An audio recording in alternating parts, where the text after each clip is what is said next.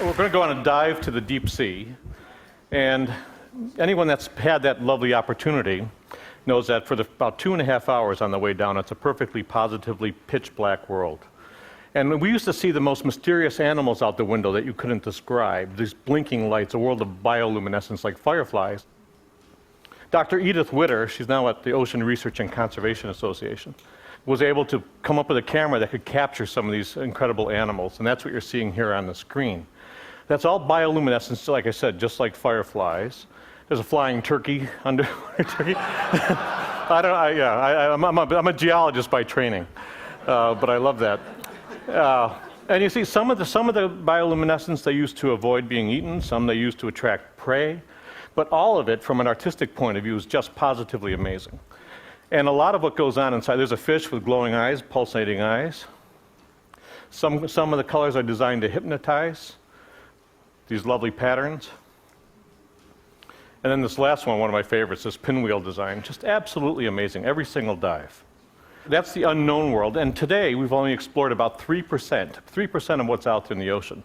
Already we found the world's highest mountains, world's deepest valleys, underwater lakes, underwater waterfalls. A lot of that we shared with you from the stage, and in a place where we thought no life at all, we find more life, we think, in diversity and density than the tropical rainforest, which tells us that we don't know much about this planet at all. There's still 97%, and either that 97% is empty or just full of surprises. But I want to jump up to shallow water now and look at some creatures that are positively amazing. These cephalopods, headfoots. As a kid, I knew them as calamari mostly, but this is an octopus. This is the work of Dr. Roger Hanlon at the Marine Biological Lab. And just fascinating how cephalopods can, with their eyes, incredible eyes, sense their surrounding, look at light, look at patterns. Here's an octopus moving across the reef, finds a spot to settle down, curls up, and then disappears into the background. Tough thing to do. In the next bit, we're going to see a couple of squid. These are squid. Now, males, when they fight, if they're really aggressive, they turn white. And these two males are fighting. They do it by bouncing their butts together, which is an interesting concept. Now here's a male on the left and a female on the right, and now the male has managed to split his coloration so that the female only always sees the kinder, gentler squid in him. And the male's on the We're going to see it again. Let's take a look at it again. Watch the coloration. White on the right, brown on the left. He takes a step back, so he's keeping off the other males by splitting his body, and he comes up on the other side. Bingo.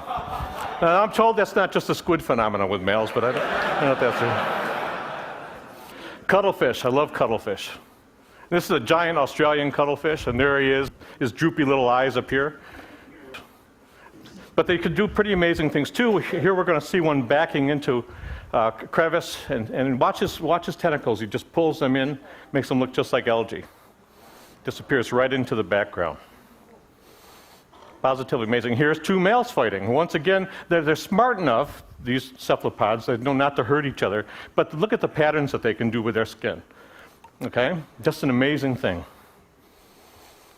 Here's an octopus. Sometimes they don't want to be seen when they move because predators can see them. And here's this guy actually can make himself look like a rock, and looking at his environment can actually slide across the bottom using the waves and the shadows so he can't be seen. He blends right into his motion blends right into the background. The moving rock trick.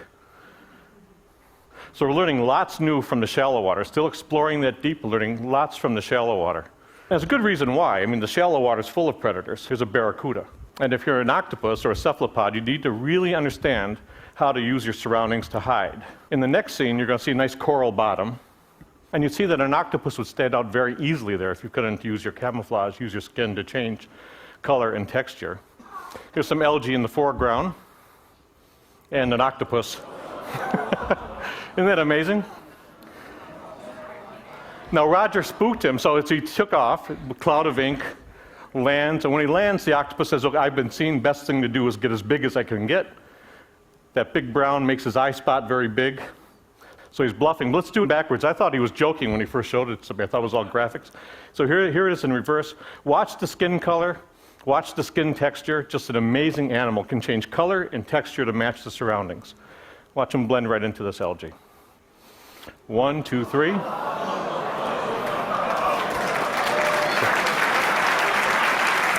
And now he's gone, and so am I.